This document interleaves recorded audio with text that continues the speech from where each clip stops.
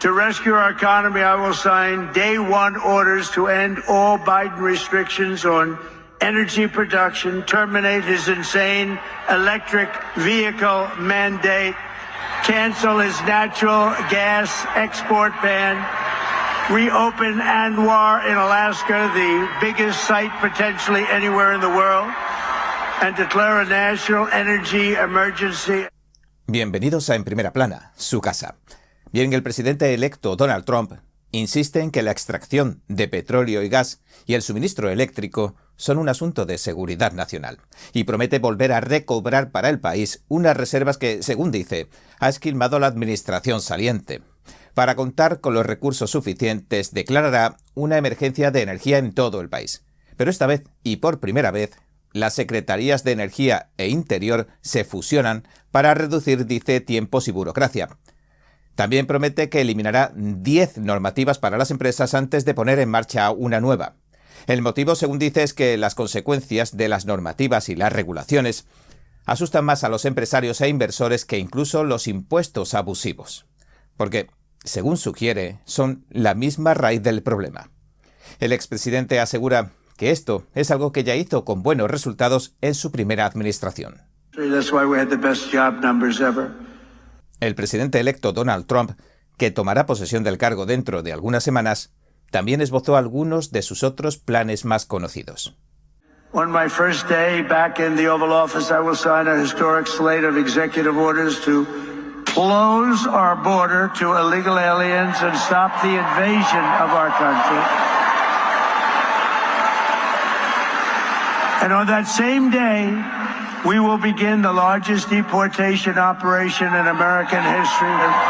Every single foreign gang and illegal alien member, all of this criminal network operating on American soil will be dismantled, deported, and destroyed. Gonna get them out. And you just have a few days to wait. We're gonna be fully operational, I would say, by about 2 o'clock on the 20th. 20th of January. With you. And we'll unleash the full power of federal law enforcement, ICE, Border Patrol. Trump ha nombrado a Tom Homan, un viejo aliado, como zar de la frontera al cargo de las deportaciones masivas de criminales extranjeros e inmigrantes con órdenes de expulsión. Para eso dice que lo eligió el pueblo. Para ese tema en concreto, según estimaciones oficiales, durante la administración Biden han entrado más de 10 millones de extranjeros ilegales a Estados Unidos. No obstante, según otras fuentes, el número rebasaría por mucho esa cifra. Las políticas de fronteras abiertas de Biden han fallado al pueblo, según dice Trump, y han facilitado que otros países vacíen sus cárceles e instituciones mentales en Estados Unidos, provocando un aumento de los crímenes. The DEA, the FBI, the intelligence community, and financial sanctions to remove the migrant gangs and criminals that are killing and raping and maiming our citizens. We're going to get them out. We're going to get them out. We're going to get them out fast. We have no choice. We have no choice, by the way. Paul Pérez, el presidente del Consejo Nacional de la Patrulla Fronteriza, elogió a Trump y su plan para aumentar la seguridad en la frontera. He's done it before, he's going to do it again. We're going to make all of these communities safe. And like Tom Homan said, if you're not going to help, get the hell out of the way. El presidente Trump también advirtió, en sus propias palabras, que planea sacar a la luz los crímenes de los gobiernos de sus predecesores y de las instituciones que instrumentalizaron políticamente en su contra para impedirle que se presentara a las elecciones. We're going to be draining that swamp at levels never seen before. And I hope everybody goes home and reads the congressional report on the criminal activities of the Unselect Committee of Political Thugs, J6 Committee. What they did is so illegal. And Congress has done a fantastic job on that. Trump mencionó que el Congreso ha redactado un informe detallado sobre las acciones del comité nombrado, calificándolas como brutales y terribles. También habló de que se han implantado de forma ilícita directrices a nivel nacional como las de las cuotas de género o de raza en los últimos 4 años. And I'll end all of the Marxist diversity, equity, and inclusion policies across the entire federal government immediately. And at the same time, we will ban these unlawful policies from we're going to ban them from the private sector as well. In America, we believe in the merit system. The merit system. And we're going to stop woke. Woke is bullshit. Because that's what I call it, a common sense revolution that's coming soon to America. And on day one, we're going to stop the transgender lunacy. We are one people, one family, and one glorious nation under God. We will never give in. We will never give up. We will never back down, and we will never, ever, ever, ever surrender. Together we will fight, and we will win. We're going to win a lot. En el mensaje navideño que publicó en redes, también abordó el asunto de Groenlandia, una isla enorme al noreste de Canadá. Trump la considera vital para la seguridad de Estados Unidos y ya ha sugerido que se la compraría a los daneses. También felicitó la Navidad a los militares chinos que han tomado la gestión del Canal de Panamá de forma ilegal. Y después aseguró que Estados Unidos retomaría el control de una infraestructura tan crítica tanto para el país como a nivel mundial. Y lo hará, dice, porque su construcción le costó a Estados Unidos la vida de decenas de sus ciudadanos y mucho dinero. Pero a quien no le deseó una feliz Navidad fue a los 37 condenados a muerte por delitos violentos contra adultos y niños cuyas penas conmutó Biden. Ahora, estos 30 y tantos cumplirán cadena perpetua.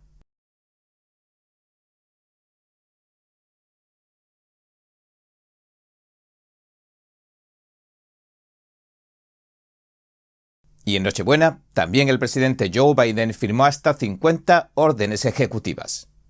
Biden ha convertido en ley 50 nuevos proyectos legislativos, marcando un hito importante para el país.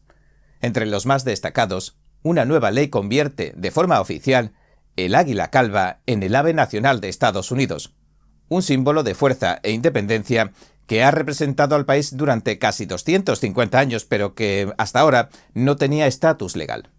Esta ley, aprobada por unanimidad en el Senado y la Cámara, pone fin a este vacío histórico. Y con otra ley, Biden quiere frenar las novatadas en los campus universitarios. A partir del año que viene, del 2025, las universidades deberán informar sobre estos incidentes en sus informes de seguridad, exigiendo más transparencia y responsabilidad, es decir, rendición de cuentas. La ley contra la corrupción le retira la pensión a los congresistas condenados por delitos de corrupción. Además, el presidente firmó un conjunto de medidas que abordan el abuso infantil en las instituciones y la eliminación de informes federales inútiles o duplicados. Además, varias oficinas postales y edificios federales cambiarán de nombre, honrando la memoria de figuras clave como la senadora Dianne Feinstein, quien falleció en 2023. Bien, México está desarrollando una nueva aplicación móvil para ayudar a sus ciudadanos en Estados Unidos ante la deportación masiva que promete poner en marcha el gobierno entrante de Donald Trump. También hablaremos de que ha muerto el expresidente Jimmy Carter. El comandante en jefe más longevo de la historia de Estados Unidos falleció tras casi 2 años de cuidados paliativos. Y también hablaremos del primer enfrentamiento en el seno del movimiento Trump. Hay un enfrentamiento claro entre los gigantes tecnológicos y el movimiento de base, los votantes de base, de MAGA, Make America Great Again. Veremos en qué acaba todo esto. Y ahora entremos en materia. La deportación que promete lanzar el presidente electo Donald Trump, según dice, apuntará a partir de enero tanto a una gran cantidad de criminales extranjeros como a los inmigrantes ilegales sobre los que pesan ya órdenes judiciales de expulsión. El gobierno mexicano prevé que este asunto cambie el panorama de muchos mexicanos en suelo estadounidense y ha tomado cartas en el asunto. El secretario de Exteriores, Juan Ramón de la Fuente, lo explicaba así. Si me ayudan con la primera diapositiva. Aquí pueden ver ustedes el universo que tenemos que proteger y apoyar en los Estados Unidos. hay 38.4 millones de mexicanos, de los cuales 11.5 de ellos son de primera generación. Hay 4 millones de migrantes indocumentados y 26.9 millones son de segunda generación. Ahora, en base a estas cifras, el gobierno mexicano está ultimando los detalles de una aplicación móvil a la que califican como un botón de pánico para todos aquellos que están en Estados Unidos de manera ilegal. Cuando algún inmigrante mexicano sienta que se le vaya a deportar, podrá presionar un botón en su celular. Al instante se notificará a su familia y al consulado mexicano más cercano, activándose así una alerta de emergencia. Por si alguien quiere verificarlo, donde estamos permanentemente actualizando los cambios que se están haciendo en las legislaciones estatales para endurecer, o no tanto, según el caso, las leyes migratorias. La siguiente, por favor. Tenemos un programa que es fundamental, que es preventivo e informativo. Conoce y ejerce tus derechos para la prevención y una respuesta rápida ante eventuales detenciones u otras acciones intimidatorias. A ver, para deportar a alguien de los Estados Unidos se necesita de una orden judicial, necesita haber una sentencia final de deportación o de remoción, como se dice legalmente. Después tiene que haber un proceso de detención y para ello hay una red de centros de procesamiento o de detención que operan fundamentalmente 2 agencias en Estados Unidos que dependen del Departamento de Seguridad Interna. El ministro de la Fuente avisó también de que la aplicación está todavía en fase de pruebas.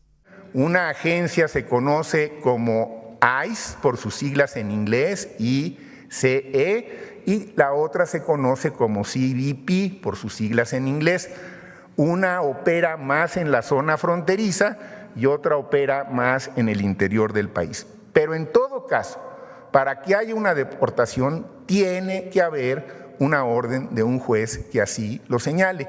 Y ahí es donde vamos a estar muy pendientes de que se cumpla con el debido proceso.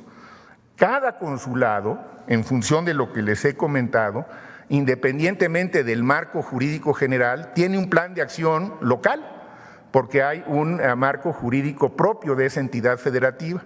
Y además, cada consulado ha construido una red de apoyo comunitario en el que participan iglesias, universidades, por supuesto organizaciones de migrantes, empresarios méxico-estadounidenses, servicios de salud, etcétera, que apoya y acompaña a nuestros migrantes en sus comunidades, que tienen pues una enorme dispersión y una gran diversidad. Pero México no solo está apostando por la tecnología. Además de esta aplicación móvil, el gobierno ha reforzado su asistencia consular y ha habilitado un centro de llamadas 24/7 para atender a los inmigrantes y ofrecerles orientación legal. Se estima, como decía el ministro, que cerca de 5 millones de inmigrantes mexicanos estén en Estados Unidos de manera ilegal. Y este es un número que, por cierto, crece cada día. Mientras tanto, la fecha de lanzamiento oficial de la aplicación está por decidir, aunque se espera que sea en enero de 2025, justo en el umbral de la toma de posesión de Donald Trump, quien ha prometido implementar una estrategia de deportaciones masivas. ¿Por qué se decide lanzar ahora esta aplicación? Bien, esta medida no solo responde al temor por la más que posible implementación de políticas migratorias estrictas de la administración de Trump, sino también a las conversaciones sobre los flujos migratorios que atraviesan México en dirección a Estados Unidos. Estamos ante una más que posible reorganización de la frontera México-Estados Unidos y de todos los tratados fronterizos. El norteamericano Trump le advirtió a la mexicana Sheinbaum, recuerden, que si no detenía las caravanas migratorias y el tráfico de fentanilo y personas, México tendrá que pagar un 25% más si desea vender sus productos en Estados Unidos. Y como México le vende el 85% de sus exportaciones a Estados Unidos, le queda poco margen de maniobra en realidad. En otras palabras, casi todas sus exportaciones van a parar a su vecino del norte, es decir, su comercio internacional depende de Estados Unidos. Y, en comparación, no goza precisamente de una posición de fuerza en esto. Si la subida arancelaria de Trump se ejecutara, este sobrecoste estrecharía tanto el margen de beneficios de México que podría crearle graves problemas, como por ejemplo la fuga de inversores o de industrias a suelo estadounidense para no pagar aranceles. Pero, volviendo a esta aplicación, ¿hasta qué punto puede ser efectiva? Pues la idea sería doble. Por un lado, que pueda ayudar a los que regresan, y por otro, presionar al gobierno de Estados Unidos observando sus movimientos bajo el microscopio. Pero este es solo el comienzo de una historia que se teje entre la innovación tecnológica y la colaboración internacional y también las disputas migratorias. Y, aunque el futuro, como decimos, está por verse, lo que es seguro es que el debate sobre la inmigración ilegal, las deportaciones y los derechos de los inmigrantes no ha hecho más que comenzar. No obstante, ya se pueden observar algunos cambios según la Oficina de Aduanas y Protección Fronteriza. Las llegadas a la frontera entre Estados Unidos y México han caído un 40% desde su máximo histórico en diciembre. En gran medida se atribuye esto a una mayor vigilancia mexicana en los trenes y en los puestos de control de las carreteras. El fin de semana murió el expresidente de los Estados Unidos, Jimmy Carter, a la edad de 100 años. Así se le rendía homenaje en el Capitolio el domingo tras el anuncio de su fallecimiento. El agricultor de maní de Georgia, que tuvo que hacer frente a una mala economía y a la crisis de los rehenes en Irán, pero que negoció la paz entre Israel y Egipto, y que más tarde recibió el Premio Nobel de la Paz por su labor humanitaria, murió pacíficamente el domingo en su casa de Plains, Georgia. El presidente electo Trump escribió lo siguiente: el presidente Jimmy Carter ha muerto a los 100 años de edad. Si bien discrepé firmemente con él filosófica y políticamente, también me di cuenta de que realmente amaba y respetaba a nuestro país y todo lo que representa. El presidente Biden también dijo: This is a sad day, but it brings back an incredible amount of good memories. Today, America and the world, in my view, lost a remarkable leader. He was a statesman and humanitarian. And Jill and I lost a dear friend. Y seguimos con el asunto de la inmigración. Un fuerte debate está sacudiendo el seno republicano. El movimiento Estados Unidos Primero, o MAGA, es decir, la base de votantes de Trump, se ha revuelto contra los multimillonarios de Silicon Valley, la otra parte de la coalición. Estos, bajo el liderazgo de Elon Musk y Vivek Ramaswamy, defienden la ampliación de la visa H-1B que favorece la contratación de talentos extranjeros. Pero para el movimiento MAGA lo que favorece la visa H-1B no es más que la contratación de extranjeros por salarios más bajos. Es más, sugieren que los trabajadores de la H-1B estarían usurpando los puestos que pertenecen por derecho a los estadounidenses. La visa H-1B acaba de aterrizar en el mismo corazón del debate sobre la inmigración laboral en Estados Unidos y la polémica se ha agudizado, especialmente dentro del Partido Republicano. Se ha producido un choque de intereses. Por un lado, tenemos los de las tecnológicas y, por otro, los votantes del movimiento MAGA. La visa H-1B permite que las empresas contraten trabajadores extranjeros altamente cualificados en áreas como tecnología, ingeniería y ciencias. Sin embargo, este sistema podría servir más a los intereses económicos de las corporaciones que al pueblo. Eso es al menos lo que opina el movimiento MAGA, y lo que ha venido siendo la postura proteccionista de Trump, de Donald Trump, aunque Trump actualmente parece enfocado en tratar de calmar las aguas dentro de la coalición. Recently, the CEO of the Tennessee Valley Authority, Jeffrey Lyash, made a disastrous and heartless decision. The TVA announced that it would lay off over 200 American workers and replace them with cheaper foreign workers brought in from overseas. The Tennessee Valley Authority leadership then ordered the American workers to train their foreign replacements, rubbing salt in their very open wounds. So we're going to bring in workers, they're going to be foreign workers, and people from Tennessee and some other states right around it are going to train them what to do and how to do it. It doesn't work that way. As we speak, we're finalizing H-1B regulations so that no American worker is replaced ever again. H-1Bs should be used for top, highly paid talent to create American jobs, not as inexpensive labor program to destroy American jobs. Y es que tanto los gigantes tecnológicos como los votantes de MAGA se necesitan el uno al otro. Por ejemplo, recordemos que durante la presidencia de Donald Trump se intensificaron las iniciativas para restringir las visas H-1B. La crítica principal fue que con estas visas las empresas contrataban a extranjeros y abarataban sus sueldos. Y esto acababa perjudicando a los trabajadores estadounidenses. En pleno auge de la campaña America First, Trump y su base MAGA defendieron una agenda proteccionista. Tildaron la inmigración laboral como una amenaza para el empleo nacional. Y aunque algunos republicanos hayan apoyado esta visión proteccionista, el Partido Republicano parece dividido.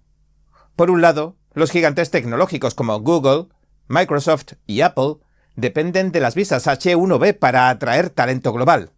Son miles los trabajadores que tienen en sus nóminas.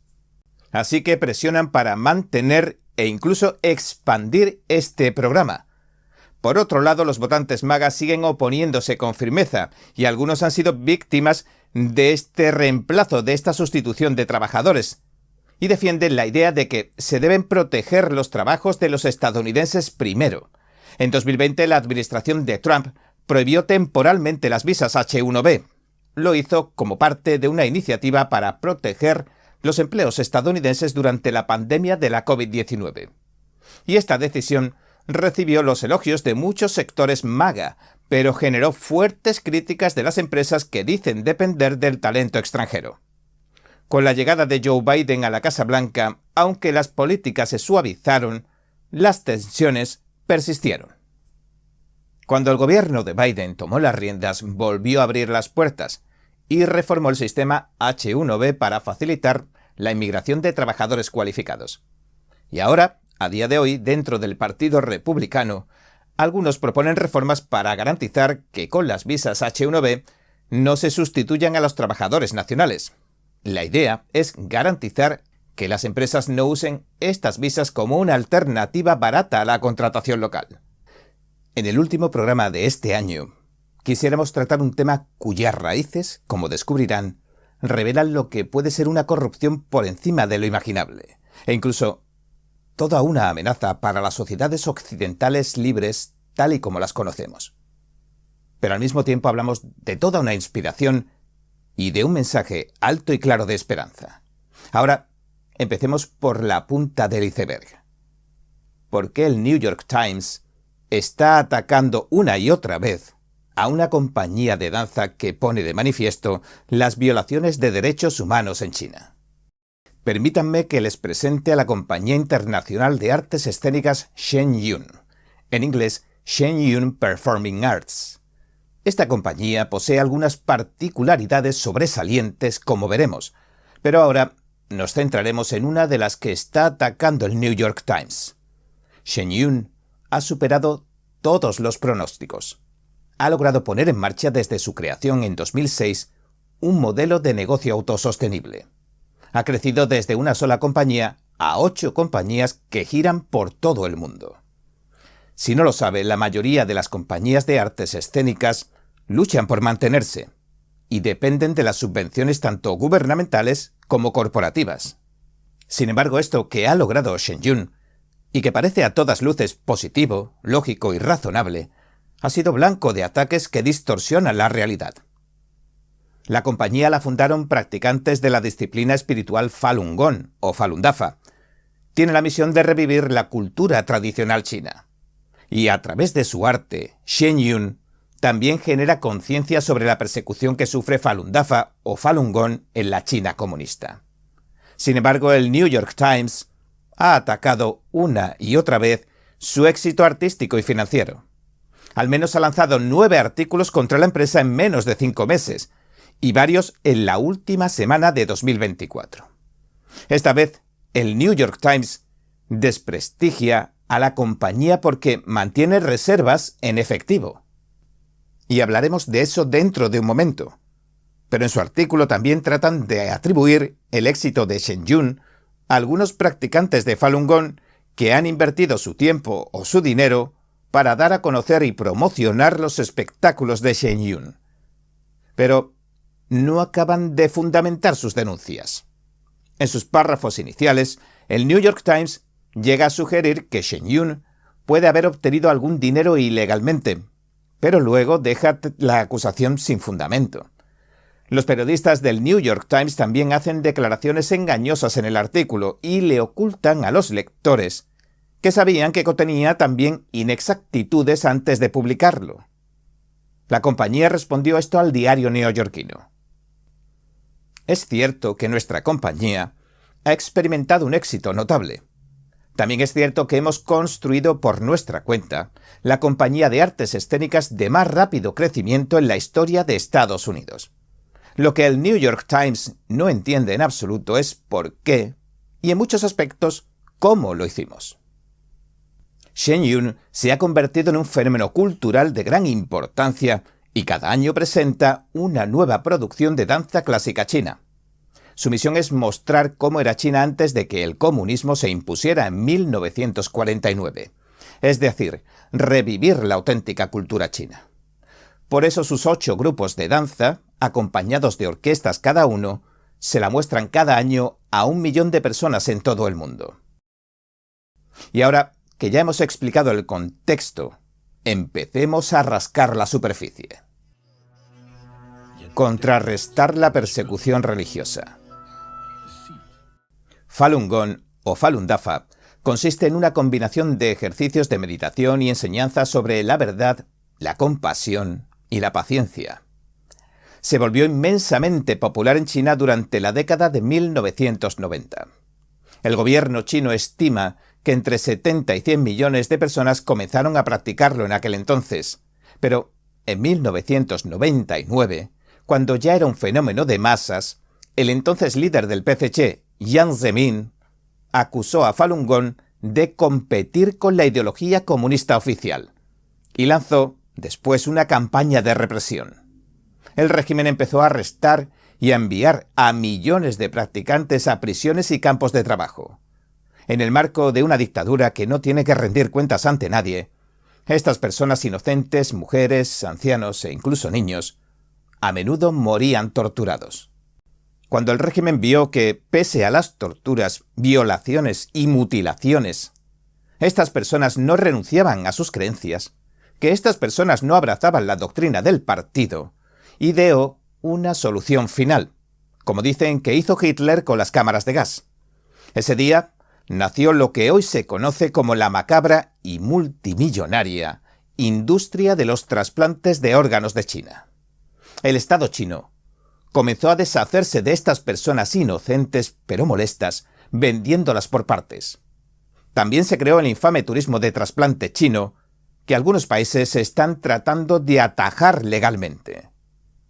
Esta persecución a las creencias en China resulta tan escalofriante que no es de extrañar que una proporción significativa de practicantes de Falun Gong, tanto de China como del resto del mundo, estén tratando de generar conciencia todos estos años.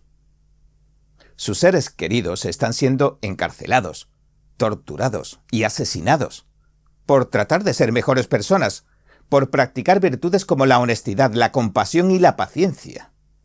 A usted, sin embargo, puede no resultarle chocante que en mundos como el occidental, por el contrario, la cultivación espiritual de virtudes se aplauda, y que esta labor de denuncia se realice prácticamente de manera voluntaria, que sea algo que nazca a la gente del corazón. El Centro de Información de Falun Dafa, el FDIC del que hablaremos largo y tendido, una organización sin ánimo de lucro que monitorea la persecución de Falun Dafa o Falun Gong, lo explica así. Los practicantes de Falun Gong han tratado de organizarse y encontrar formas creativas y no violentas que no solo apuntan a ayudar a sus familias y a los creyentes en China, sino también al pueblo chino y a los de todo el mundo para que dejen de participar en la persecución y no se dejen engañar por la propaganda dañina y falsa del Partido Comunista Chino, del PCC. Es una creencia profundamente enraizada común en muchas religiones que las buenas acciones reciben recompensa, mientras que las malas acciones, especialmente la persecución violenta y el asesinato de personas inocentes, reciben castigo, si no en esta vida, entonces después de la muerte. Pero a pesar de la escala masiva de la persecución en China y de las iniciativas de los simpatizantes de Falun Gong por arrojar luz sobre los hechos, los medios de comunicación de Estados Unidos se muestran reacios. Han tardado en abordar el tema, aunque también es verdad que hay algunas excepciones, como la serie de artículos de Ian Johnson sobre el tema para el Wall Street Journal. Esto incluso le valdría el premio Pulitzer en 2001. Pero ahora, en el New York Times, en lugar de informar sobre una cuestión tan relevante como los derechos humanos, han adoptado el enfoque opuesto. Según un análisis de la FDIC, durante los primeros años el periódico repitió como un loro la propaganda anti-Falun Gong o anti-Falun Dafa del PCC. Después de aquello, prácticamente ignoró el tema, incluso cuando se acumulaban una tras otra pruebas de las violaciones de derechos humanos. Y cada vez ha ido a peor. En los últimos años el periódico ha comenzado a atacar abiertamente a la diáspora de Falun Gong en Estados Unidos, y particularmente a Shen Yun. La FDIC cuestionó el momento en que han lanzado la última serie de artículos. ¿Por qué? Pues porque coinciden con informes de denunciantes de que el Partido Comunista Chino, el PCC, ha lanzado una nueva campaña para aniquilar a Falun Gong en el extranjero. En un comunicado del 29 de diciembre, alertan claramente de uno de sus modus operandi. Los principales medios de comunicación publican investigaciones engañosas sobre Shen Yun y Falun Gong. Los artículos distorsionan las creencias de Falun Gong y omiten contexto esencial como las cosas cruciales. Shen Yun también añade en su comunicado lo siguiente: la caricatura que hace el Times de Shen Yun pasa por alto cada detalle de la verdadera historia. Una historia de sangre, sudor y lágrimas de hombres y mujeres valientes que huyen de la persecución en China. Esfuerzos de base. Muchas personas que practican Falun Gong alrededor del mundo creen que si contribuyen al éxito de Shen Yun, contribuirán también a generar conciencia sobre la persecución en China. Y así lo percibe también Gail Rackling, una corredora de bienes raíces de Nueva York. Rackling, que trabajó como ejecutiva de American Airlines, FedEx y Hilton, le dijo al Epoch Times que fue una de las primeras que generaron conciencia sobre Falun Gong voluntariamente en Estados Unidos. Cuando llegó Shen Yun pensé, Dios mío, esta es una oportunidad increíble para contarle a la gente más sobre quiénes somos. Shen Yun es nuestra mejor manera de expresar lo que está pasando. Es nuestra expresión de libertad. Con su experiencia en la organización de eventos empresariales, Rackling se ofreció inmediatamente para dar a conocer el espectáculo en Nueva York, y el espectáculo recibió críticas excelentes. Se elogió su mensaje inspirador, su alto nivel artístico y su impecable producción. Cada temporada Shen Yun incluye una o dos piezas de danza que representan la infame persecución. Sus maestros de ceremonias también le confían al público que esa es la razón por la que Shen Yun no puede actuar en China. Normalmente un grupo de personas que practican Falun Gong y que vive en una determinada zona invita a Shen Yun, así se organiza. Generalmente se hace a través de una organización local sin fines de lucro. Le invitan a actuar en el mejor teatro de su localidad. Normalmente, con las ganancias que genera la venta de entradas, se cubren los gastos de la organización anfitriona y se paga también la tarifa de la actuación que se contrata a Shen Yun. En algunos casos, los anfitriones locales pagan la promoción de anuncios con su propio dinero. Luego, en cuanto se inicia la venta de entradas, se les reembolsa según dicen. Este es el patrón y la norma de conducta oficial. El New York Times, sin embargo, sacó las cosas de contexto. Tomó uno de esos casos en que se adelantó el dinero en Indiana durante la temporada 2017-2018 para distorsionar las cosas. Bueno, en realidad no distorsionó, simplemente mintió.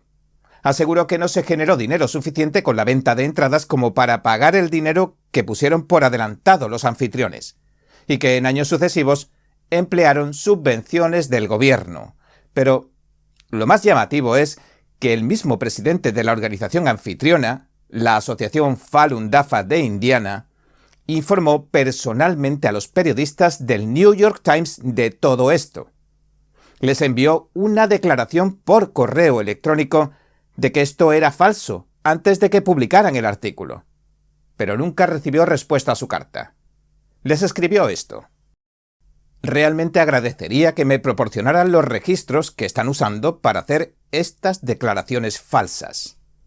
Tanto es así que los espectáculos de hecho tuvieron un gran éxito. Recaudaron suficiente dinero para cubrir los gastos de la misma temporada, y no hubo ninguna subvención gubernamental.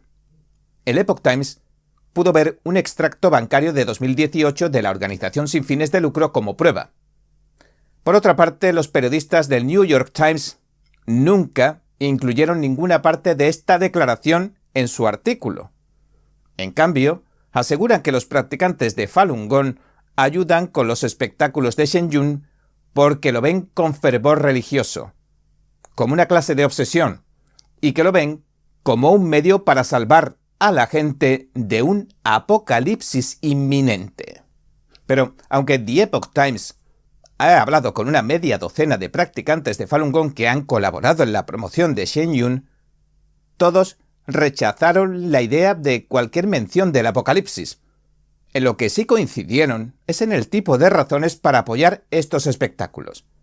Una, por ejemplo, es que comparten la pasión por la cultura tradicional china, una de las cunas de la civilización, y creen que trabajar para que resurja, después de que el PCC casi acaba con ella, es una causa más que digna.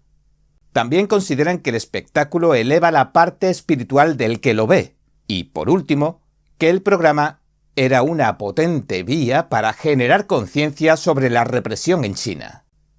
Por eso lo apoyamos, no por un día del juicio final, dice Ralick.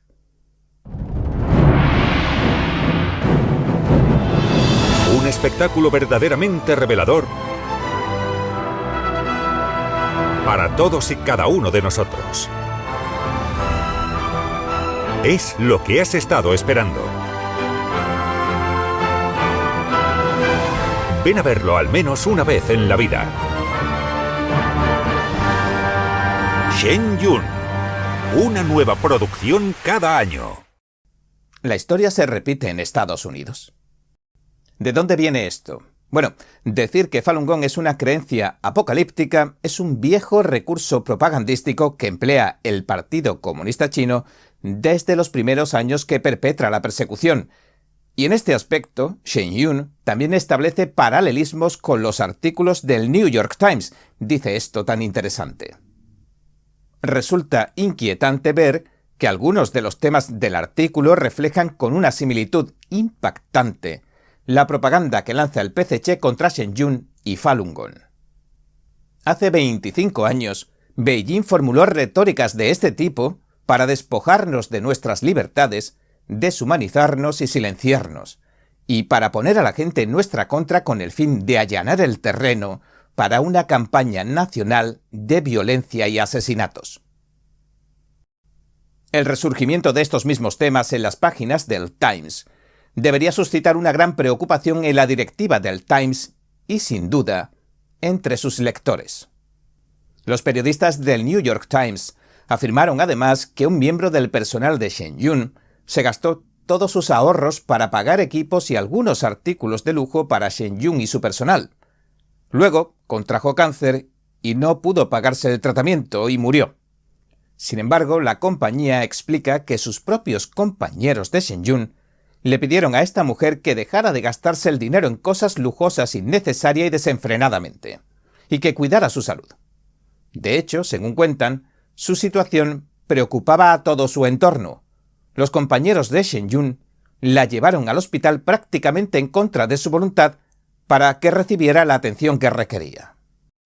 La compañía escribió: «Toda esta historia es desgarradora y sus hijos merecen nuestra más profunda compasión, pues comprendemos el dolor tan grande que han padecido». Dicho esto, las acciones y decisiones de la mujer fueron por supuesto suyas propias y las llevó a cabo a pesar de las repetidas y a veces acaloradas advertencias del personal de Shen Yun. la gestión de la compañía. El New York Times ha intentado presentar a Shenyun como una empresa que gana dinero a través de donaciones, subvenciones y ahorros de costos, pero un análisis de sus estados financieros revela un panorama muy diferente. Menos del 18% de sus ingresos provinieron de subvenciones y contribuciones en 2023, de donaciones. Su éxito financiero se debe en gran medida a las fuertes ventas de entradas, según muestran los documentos. Como muchas empresas emergentes, al principio nos apoyamos en el heroísmo personal, incluido un equipo compuesto exclusivamente por voluntarios que trabajaban principalmente de noche y los fines de semana para hacer realidad nuestro sueño. A medida que continuamos creciendo, aumentamos los salarios y los servicios de nuestro personal. También describen los costos de llevar adelante sus operaciones como algo de responsabilidad considerable dado el enfoque integral que ofrece a su gente. La compañía dijo que ofrece a muchos miembros del personal alojamiento y comida gratis. Y añade, también ayudamos a financiar las escuelas Feitian que comparten nuestro campus, que ofrecen becas completas para todos los estudiantes con alojamiento y comida, y están valoradas en unos $50,000 al año. A medida que la empresa se expandió y sus programas ganaron popularidad, sus ingresos también aumentaron. En 2023 alcanzaron alrededor de $50 millones. El New York Times cuestionó por qué Shenyun guarda su dinero en un banco sin gastarlo ni invertirlo, pero la publicación no explicó por qué razón consideraba malo para la compañía que se mantengan estas reservas de efectivo. Tampoco dijo que las reservas de efectivo se estuvieran empleando mal de ninguna manera. Para Shenyun, la cuestión está clara, que cada uno tiene su forma de hacer las cosas. Dijeron lo siguiente: queremos garantizar un alto nivel de preparación financiera. De hecho, pudimos mantener a toda nuestra gente durante la pandemia de la COVID-19, incluso sin actuar durante 1 año y medio, y tenemos toda la intención de poder hacerlo nuevamente si es necesario. La empresa explicó que necesita administrar sus finanzas con una perspectiva de largo plazo. La fijación del New York Times con las reservas de efectivo de nuestra compañía parece fuera de lugar, y tal vez se deba en parte a una ignorancia de lo que realmente se necesita para dirigir una organización como Shenyun. A diferencia de la gran mayoría de las compañías de artes escénicas del mundo, no contamos con patrocinadores corporativos, ni apoyo gubernamental regular, ni un programa de donaciones de miembros activos. Sobrevivimos a la antigua usanza, gracias al valor que nuestro producto aporta a los consumidores. El artículo del New York Times acusa a Shenyun de eludir las reglas, de obtener la mayor parte de los fondos de las ayudas por la pandemia de la COVID-19. Sobre todo, en las 2 temporadas en las que los cierres, los confinamientos y prohibiciones del gobierno les impidieron actuar. Shenyun, sin embargo, califica estas acusaciones de muy engañosas. Para Racklin, tratar de hacer ver que Shenyun se mueve principalmente como una máquina de hacer dinero le parece un sinsentido. Dijo lo siguiente: si quieres ganar dinero, hay muchas otras formas de hacerlo. Y decidimos comprobarlo. Según SMU Data Arts, una firma de investigación de la industria del arte, es muy difícil llegar a fin de mes vendiendo entradas de artes escénicas. Las empresas normalmente solo logran cubrir aproximadamente la mitad de lo que gastan. Shenyun hizo su debut en 2006.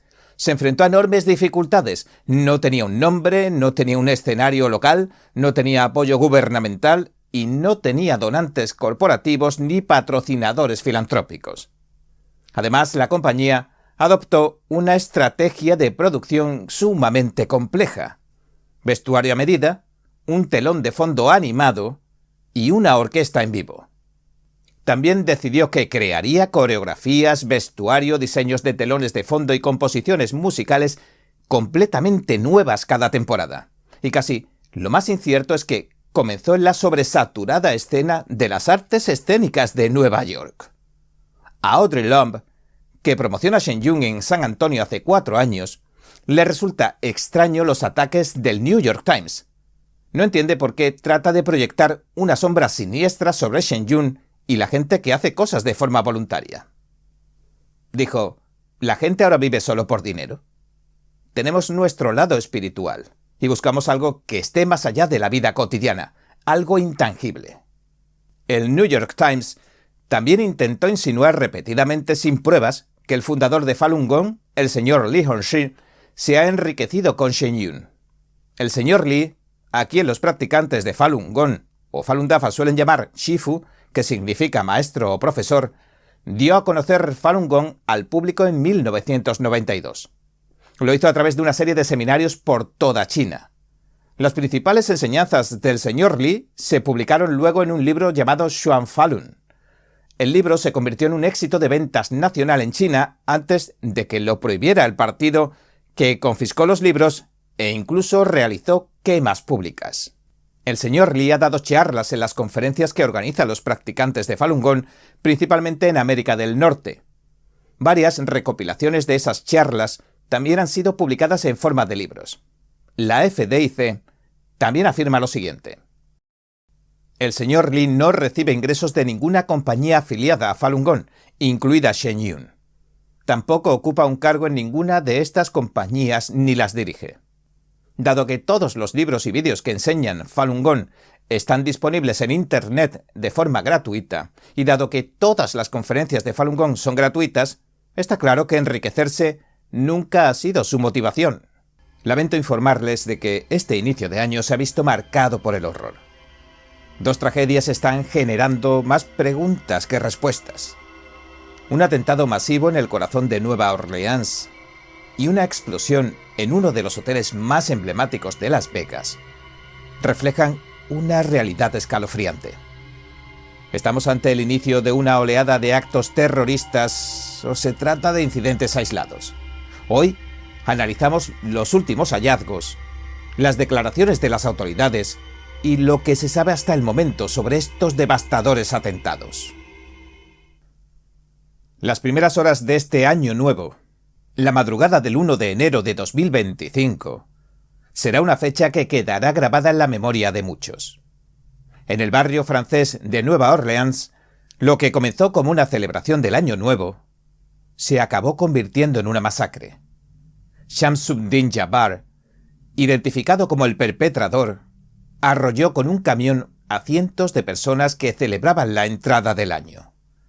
15 muertos y más de 30 heridos es el trágico saldo de este atentado. El FBI ya lo investiga como un acto de terrorismo.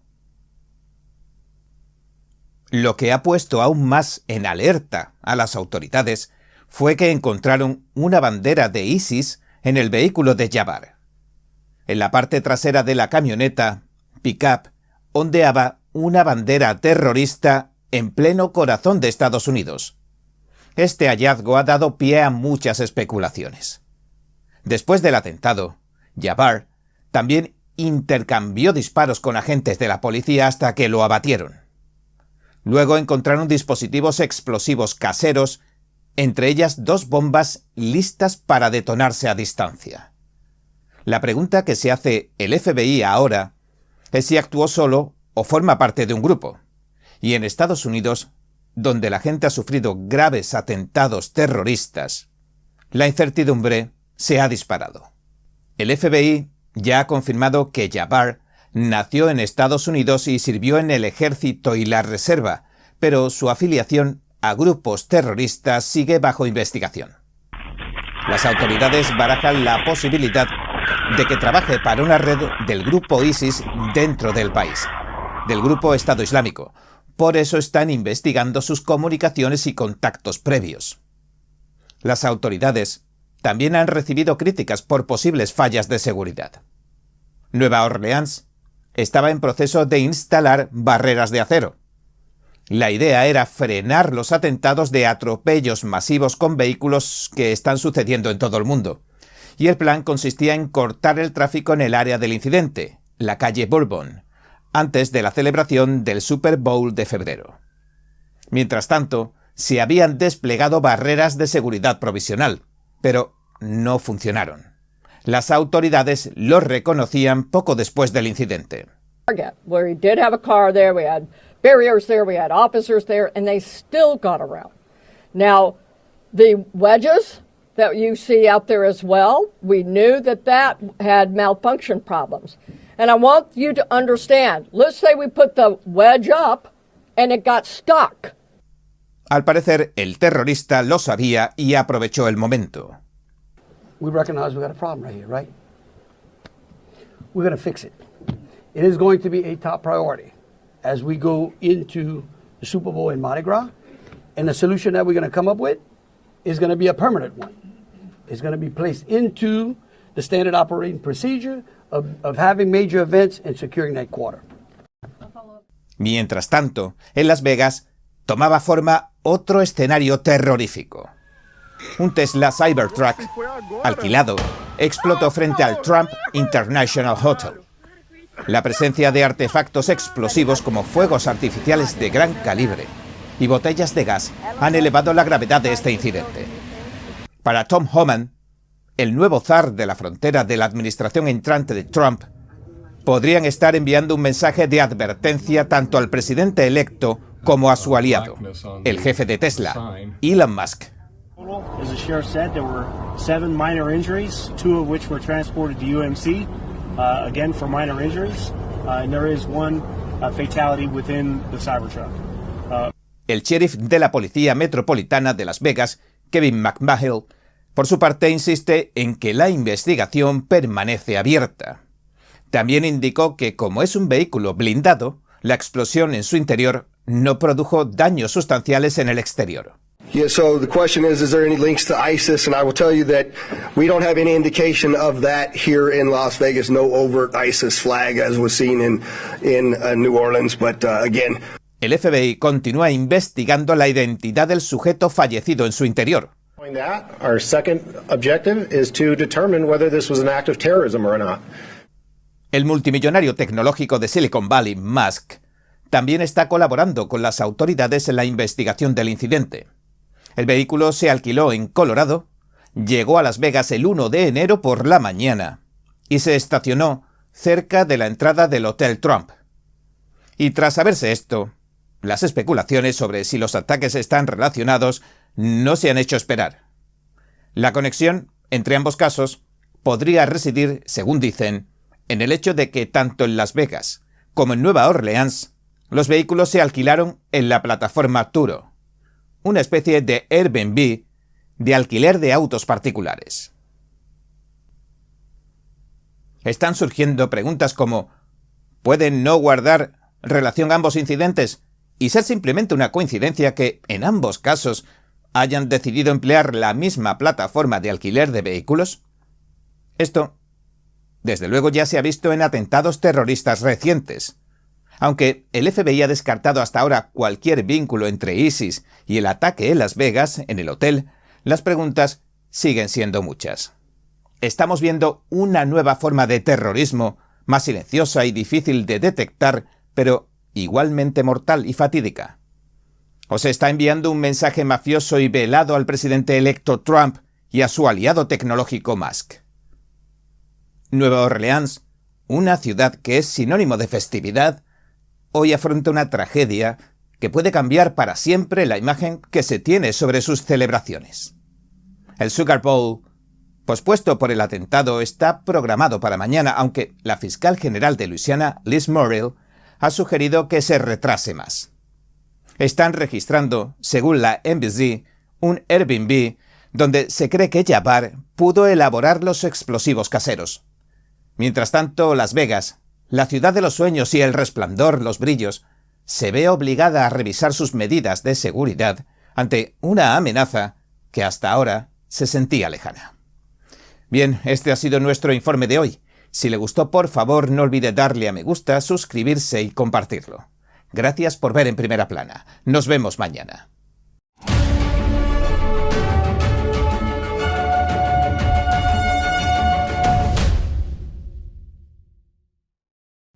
Bienvenidos a En Primera Plana, su casa.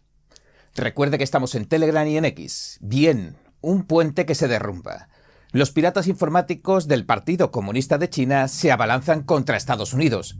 Y el huracán Helene. Tanto las catástrofes naturales como las provocadas han causado daños de diversa índole en un país en el que Trump con su promesa de cambiar las cosas, se coronaba como presidente electo tras sobrevivir a varios atentados. El famoso jefe de Estado, Ronald Reagan, dijo en cierta ocasión: algunas personas pasan toda su vida preguntándose si han marcado la diferencia en el mundo, pero los marines no tienen ese problema, porque se considera, añado, que tienen la certidumbre de que lo hacen. Este 2024 podría presumir de lo mismo, y vamos a ver por qué en orden cronológico. Y ahora, entremos en materia. Dimite la presidente de Harvard.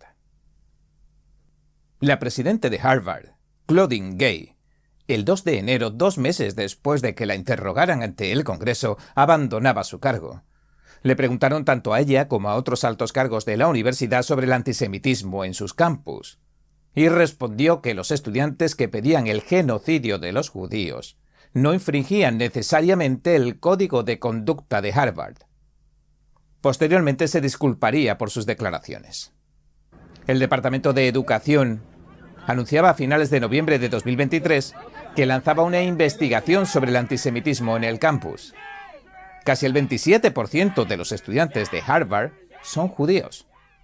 La dimisión de Claudine Gay fue la tercera de los presidentes de la Ivy League. Donantes y congresistas la acusaron de no gestionar bien las protestas en el campus por la guerra entre Israel y Hamás. McConnell dimite. El líder de la minoría del Senado, el republicano Mitch McConnell, anunciaba el 28 de febrero que renunciaría a su cargo a finales de año, pero que permanecería en el Senado. McConnell, de 82 años, es el líder del partido que más tiempo lleva en el cargo en la historia del Senado. Sufrió una oposición cada vez mayor de algunos senadores republicanos que no estaban de acuerdo con su iniciativa de seguir financiando, de seguir enviando fondos a Ucrania en su guerra con Rusia. A McConnell le sucederá el senador republicano John Thune el 3 de enero de 2025. Atentado terrorista en Rusia, 145 muertos. Un atentado terrorista en una sala de conciertos cerca de Moscú causó al menos 145 muertos y 180 heridos el 22 de marzo. El grupo terrorista ISIS reivindicó la autoría. El presidente ruso Vladimir Putin dijo en un discurso televisado que los autores habían intentado huir a Ucrania. El 23 de junio, los terroristas también atacaron 2 ciudades de la República Rusa de Daguestán. Atentaron contra 2 sinagogas, 2 iglesias y un puesto de policía. Al menos 21 personas murieron y 46 resultaron heridas. Un barco derriba un puente clave en Baltimore. El 26 de marzo, un buque de carga chocó contra uno de los pilares del puente Francis Scott Key. Se hundieron en el agua un amasijo de acero, hormigón y personas. El hundimiento del puente, con casi medio siglo de historia, provocó 6 muertes. Solo pudieron rescatar a 2 personas. El incidente cerró el puerto de Baltimore durante 11 semanas. Esto causó un grave trastorno al transporte marítimo estadounidense. El puente formaba parte de la carretera interestatal 695 y todavía sigue cerrado, lo que obliga a unos 31.000 vehículos diarios a tomar rutas alternativas. Israel e Irán intercambian ataques. Irán lanzó más de 300 misiles de crucero, misiles balísticos y aviones no tripulados, drones, en su primer ataque directo contra Israel el 13 de abril. Israel declaró que interceptó el 99% de las armas con la cooperación de Estados Unidos y otras fuerzas aliadas. Algunos misiles atravesaron las defensas y causaron daños menores en una instalación militar israelí. El ataque parecía ser una represalia por el ataque aéreo previo del 1 de abril contra la embajada iraní en Siria, en el que murieron 2 generales iraníes. Tras un aparente ataque aéreo israelí contra una base aérea iraní, el 19 de abril, ambas partes restaron importancia al incidente, lo que alivió temporalmente las tensiones entre los 2 países.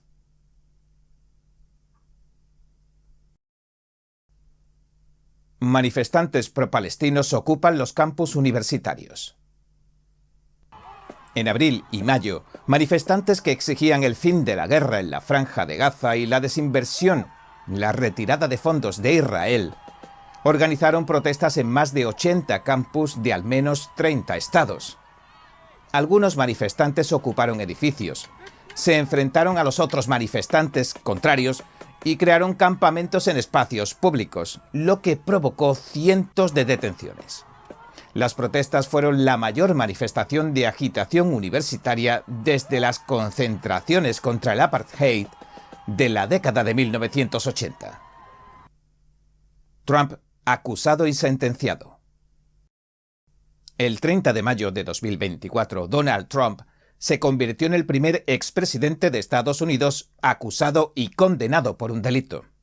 Un jurado en Nueva York lo declaró culpable de 34 cargos graves de falsificación de registros comerciales. Este delito habitualmente se trata como una infracción sin importancia. Trump ha defendido por su parte que estos casos, incluidos otros en su contra, tienen una motivación política. Tras ser condenado, Trump aseguró que el verdadero veredicto lo daría el pueblo en las elecciones de noviembre.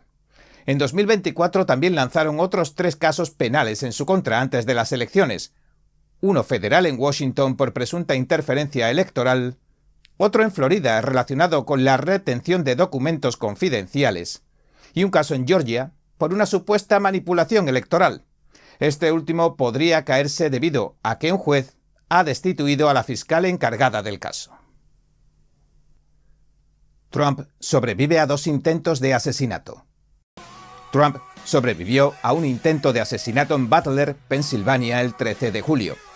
Un pistolero de 20 años accedió a un tejado situado a unos 400 pies de Trump en un mitin al aire libre y disparó 4 veces.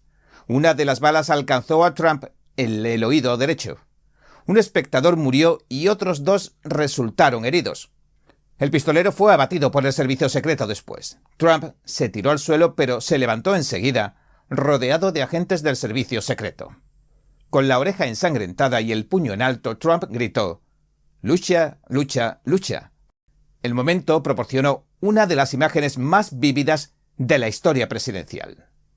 Y desató críticas en ambos partidos contra Kimberly Shittle, la directora del servicio secreto, que dimitiría 10 días después. El 16 de septiembre detenían a otro hombre armado en Florida tras haber acechado presuntamente al expresidente con un rifle en el Trump International Golf Course de West Palm Beach. El 19 de noviembre, el FBI anunció que había frustrado un tercer plan para asesinar a Trump del gobierno de Irán. Nvidia se convierte en la mayor empresa de Estados Unidos. Nvidia superó a Apple el 18 de junio y se convirtió en la empresa más valiosa del mundo. La demanda de sus chips de inteligencia artificial impulsó la subida de su cotización. Los legisladores tomaron nota de la subida de la empresa junto con los inversores. La senadora demócrata Elizabeth Warren pidió una investigación antimonopolio de Nvidia. Denuncia que, según dice, controla el 90% del mercado de chips de inteligencia artificial de gama alta y el 98% del mercado de unidades de procesamiento gráfico. Biden se retira de la carrera presidencial.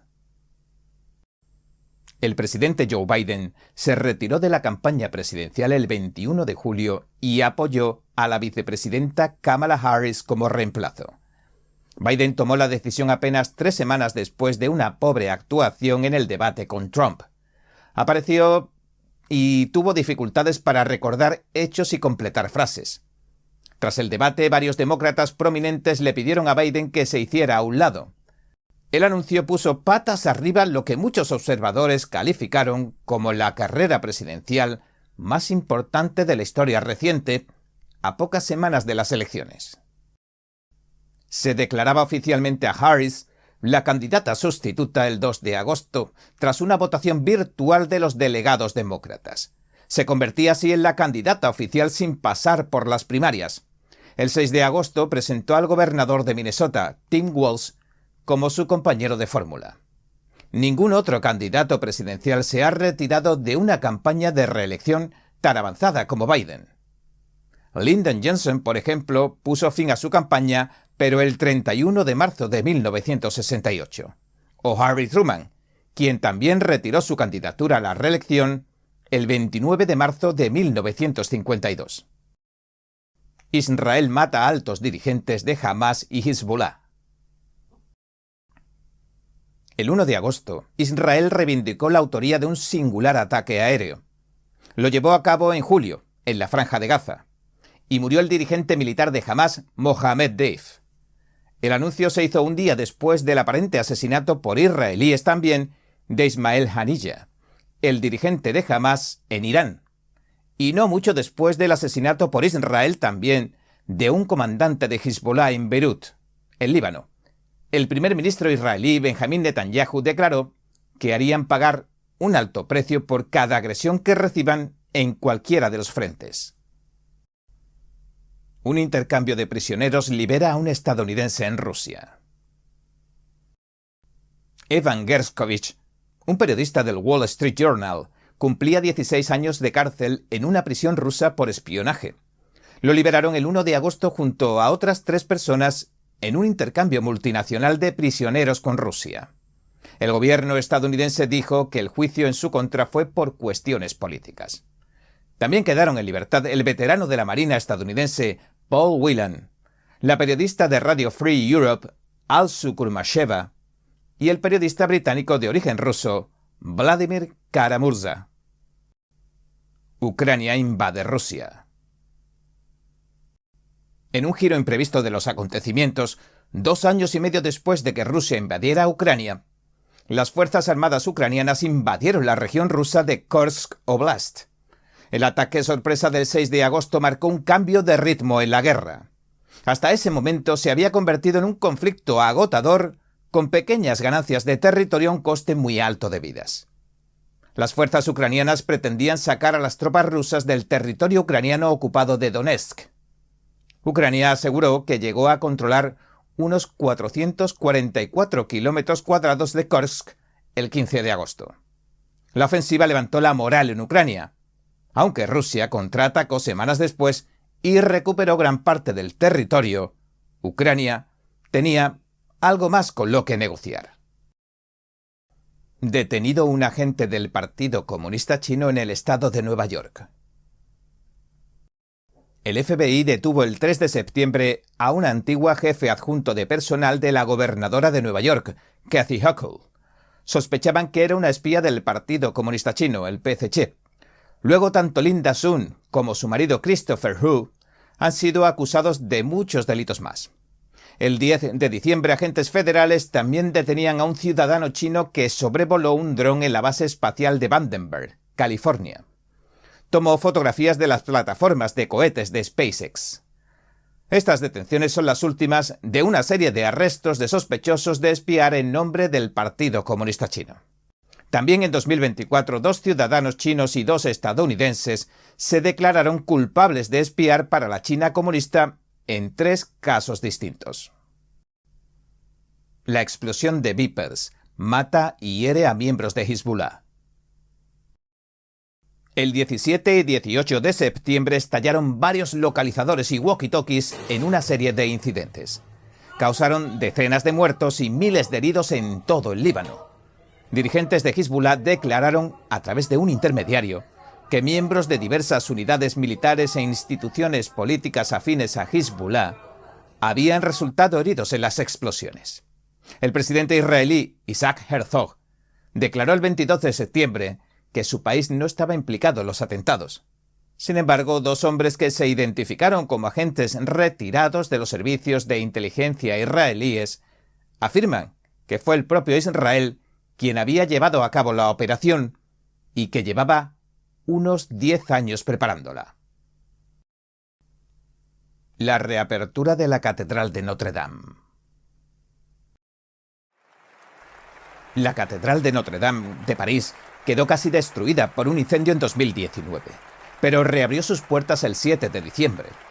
Trump fue uno de los cerca de 50 líderes extranjeros que invitó el presidente francés Emmanuel Macron para asistir a las ceremonias. Trump y Macron estaban ambos en el cargo cuando Notre Dame ardió. Cuando se reabría el símbolo de París, Trump estaba a punto de completar una de las remontadas políticas más sorprendentes de la historia de Estados Unidos, mientras su homólogo francés, Macron, luchaba por conservar el poder. Trump se reunió con Macron y el presidente ucraniano Volodymyr Zelensky en París justo antes de las ceremonias de reapertura.